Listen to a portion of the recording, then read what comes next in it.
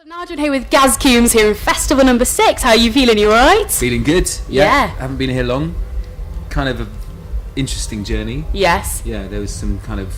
We just hit this incredible sort of biblical thunderstorm. Oh, just no. as we were like weaving in and out of all the kind of the crazy kind of mountainous roads. Was it? That was quite magical, stunning, actually. Yeah. But yeah, good to be here. Because you said you came here previously a couple of years ago. So how is it kind of coming back? Is it quite a nice feeling to be back? Is it looking very similar to how it was before? Yeah, I think so. Yeah, it's great to be back. I spent a lot more time in the village. I did like a town hall session with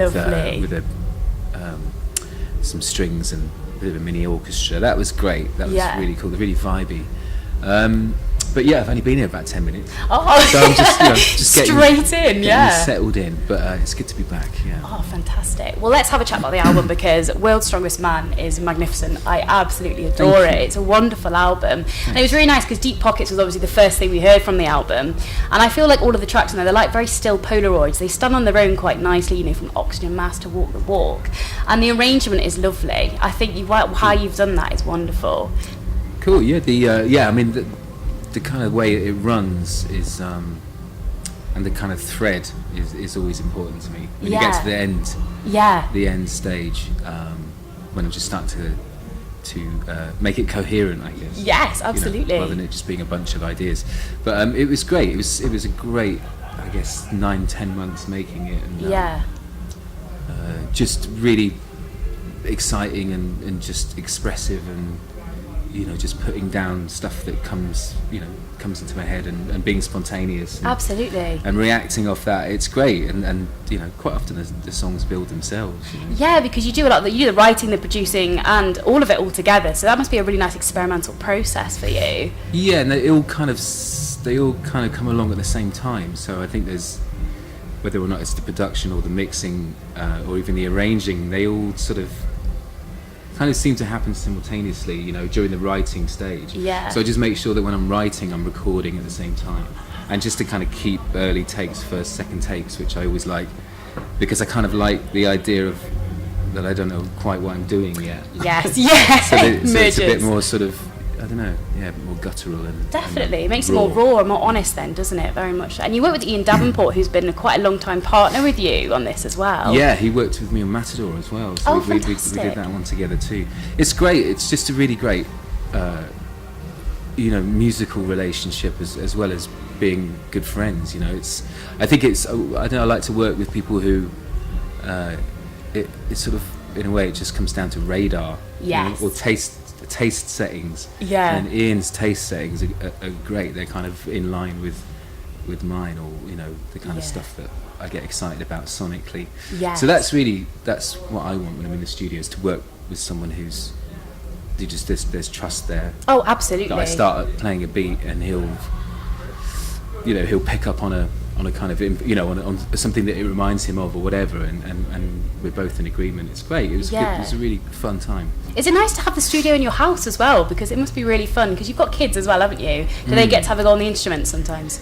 Yeah, they usually kind of just burst into the room when I'm just in the middle of a vocal take. And, fantastic. So I have to sort of react in the way that it's great that you've come in. Yeah. And you make yourself at home. Yeah. But, maybe not when I'm in the middle if it's really important. No, it's great though. They're always sort of part of it in that way, and kind of running in and out. But yeah, I do like a week at my place, just unloading ideas, and it's quite chaotic. Yeah. Quite frantic. And then when it got to a point where I just was getting a bit bored or just talking to myself too much, then I go over and see Ian at this other studio, and then we work together and just bring all those ideas together and make it a bit more focused. Yeah, definitely. You have a bit of a break from each one then, don't you? Just kept freshening up the session. Wonderful. And I love Slow Motion Life. That's my favourite track on the album. I just love how it's in the middle and it kind of is cushioned in between. But I think it's a really nice image. The fact of Slow Motion Life, and in particular, when I listened to that, I had an image in my head of it, and it was really, really nice. Oh, that's cool. So have you ever had a moment where you'd want to make a certain part of, or like a moment in your life slow, so you could relive it for as long as you can? Oh, I don't know. It's a tricky one. I mean, there's been a lot of moments. There's been a lot of great moments, but I don't know. I get. It's not quite maybe what you're asking, but I had a gig like maybe 6 months ago I was in Los Angeles doing a show, and then it was just this weird. I had this weird slow motion thing where it felt like I had loads of time in between the lines. Yeah. And in between the sort of chords. Really odd. Yeah, it's just like. It's really interesting. Yeah. It was quite mad. I don't know why it happens, but it was just quite an odd sensation. But great, because I just had time to think about the next line. But all of this was within sort of milliseconds, or a couple of seconds. Anyway. I like that. I think that is the answer. Yeah, I'm happy with that. Yeah. That's fantastic. And Weird Dreams is the end to the album. And now this festival is described as being in a dream. So have you had any recurring dreams or recurring nightmares that you've been unsure of what they mean, or they've really stuck with you throughout the years? I did. I used to when I was a kid. Yeah. I used to get recurring ones. Don't really get them now, but yeah. No, I don't want to say what it is. It's kind of really quite horrific. Oh yeah. My recurring dream when I was a kid, and quite traumatic. Oh, I don't want to relive that. Maybe, but anyway. Yeah. But yeah, it was just. Don't know. I guess that's just sort of it sticks with you. Anxiety dreams. It is, isn't it? Ooh, what does it mean? But yeah, no, I'm alright. I know. I don't really get many these days. That's good. Yeah, you've got them at your system. It's quite nice. Maybe so. But your videos are awesome as well. Like, I love the video for Walk the Walk. It's so interesting the way it's filmed and the way it's put together.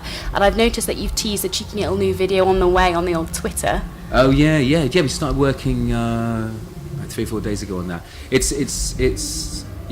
It's a really cool idea. It's a great idea, and I brought in my friend Garrow, who plays bass in the band as well. He's just very, very creative guy with really good ideas, and so we're sort of working together on this mad idea. I can't really say much more, but it's going to be cool. Yeah. Do you have like an idea when you're writing the tracks of the way you want them to look if they become a music video? Do you have a kind of set image of how you'd like them to be set out?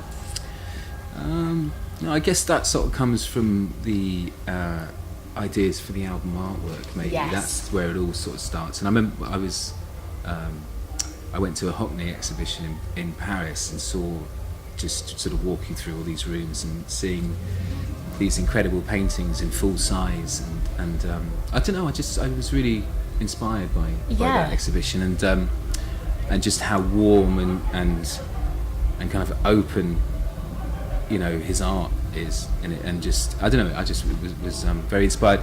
So I came out of that thinking of the album cover kind of colours and the general sort of look, and then that definitely fed into the first 2 videos. Into Deep Pockets and Walk the Walk. Even down to the idea of this character and what he's wearing, and so that's kind of cool to sort of take it on a thread. Where did you take the artwork for the album? I was going to ask, when you were kind of lying down, where was that taken? That's just a house in Hollywood Hills. Oh wow! Quite high up, just one of those mad sort of Bond pads. Yeah, you could tell. Yeah. It was a good day. It was fun actually. It's good to hang out there. It was a crazy place. Yeah. Really, really bonkers. But yeah, I just worked with a photographer guy I know, Steve Keros, who's.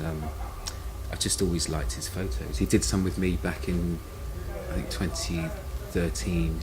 Oh wow! Before the first album, my first solo album. Yeah.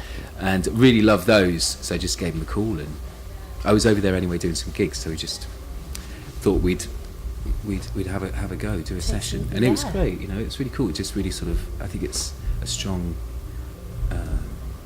strong image. Definitely, and I think with the gorgeous pink vinyl limited edition that you had as well, it works so lovely with it. Yeah, that's cool. I like the way the pink sets it off with the pink font against the sort of blue and the... Yeah, vibrant, isn't it? Yeah, nice one. Yeah, no, I love it. And you've got Soonfest coming up, which is another Welsh date you've got coming up later on this year in a couple of months. Yeah, that's in October. It is. How are you feeling about that? It's going to be great, yeah. I mean, I'm just, I'm off to Australia and America for the next month, just doing some solo gigs. And then, when I get back, hitting into some more full band shows around the UK. So, fantastic. It's going to be great to come back down these parts. It is, Hopefully the sun stays shining, because Wales is known for the old rain. So, hopefully. Well, it's pretty tasty out there. It is very tasty. I like that. It's good. How do you find when you play to American audiences compared to playing audiences over here? Do you find it quite different in how they receive your music? Yeah, I guess. Yeah, I don't know if it's how they. I don't know if it's how they perceive the music or not, or whether it's just, I just don't get over there as much maybe to play. And there's definitely vibe if I play in New York, or and I meet the fans afterwards. There's there's a kind of beautiful intensity about how they feel about it. And I guess I just put that down to, I suppose also with Supergrass there was a real sort of fondness for us over in America, and there was, we'd always kind of go back and so there's a real warmth, I guess, to the old stuff as well. So when I go over, I do feel that love, which is great. It is lovely, and I think that's what you want from a crowd, isn't it? The love and the warmth, and it's nice to have a difference. And going back to when you were in school, because obviously September is coming up, and that's when all the kids are going back to school. Was there any subjects in particular, or any teachers that stuck out to you from school that made you want to, go in the musical direction, or is there any kind of subject you just loved in school? Yeah, there was a few really supportive teachers, because I was playing.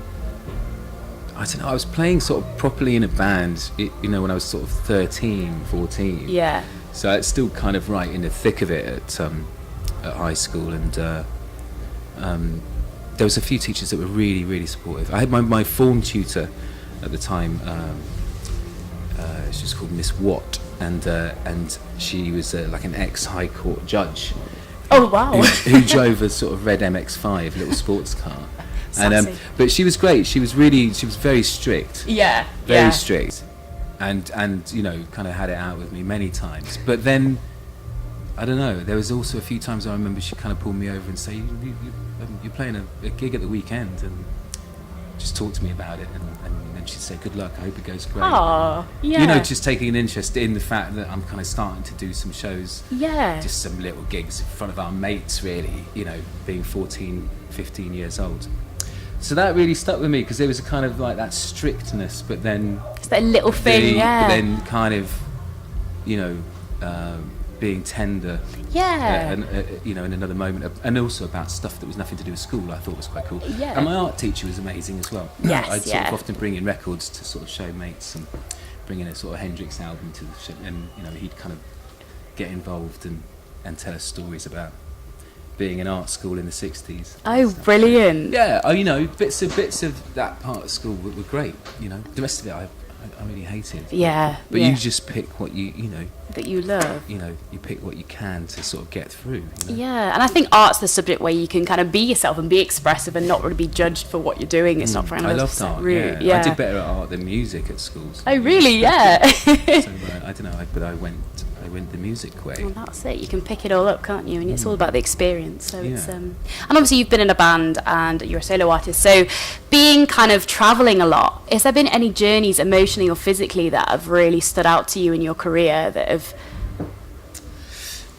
I mean, I guess we've been flying around for years, and I do look back on taking long flights when we were playing with Supergrass in the 90s. It's sort of, it was still part of it was still almost a time of air travel being kind of still quite romantic or just glamorous in some way. It's pretty normal now these days, and it's kind of whatever. But I remember that just being exciting, just getting on planes and just, didn't feel the tiredness particularly. No. I mean, maybe, I do remember going from Tokyo to San Francisco on part of a really massive tour. I guess that was sort of late 90s. Or maybe, but 97 even. And I think I had my 19th birthday twice. I had it in Tokyo in the evening, and then we flew to San Francisco the next morning and got there for the evening of the same day, sort of thing. So with two not many people can be 19 twice. That's right. Pretty good, isn't it? Good, it's one to hold on to. But I always enjoy travelling. It's great, and seeing new places and fantastic. And finally, as Christmas is on the way, what are I know it's coming. What are your favourite Christmas tracks, and what is your favourite Christmas tipple? I think Greg Lake. I Believe in Father Christmas is fab. probably one of my favourites. Yeah. Bombastic, sort of proggy production. It's great. And favourite tipple, I don't know really. I guess I probably sort of hit a bit more whiskey around Christmas. Oh yeah. You know, just with the warm you up. With the chill in the air and the open fire in front of me. Yeah. Oh. Pop my old slippers on and that picture. watch a bit of Morecambe and Wise. Yes. The Christmas dream. It's the Christmas dream of 30 years ago. But no, I've moved on. No, it should be good. Looking forward to sort of holding up. Hanging out with the kids. It's going to be great. Oh, fantastic. Well, Gaz, thank you so much for speaking to me today. And The World's Strongest Man is a fantastic album. I appreciate it. And best of luck for the rest of the year with your touring. Thank you very much. Cheers.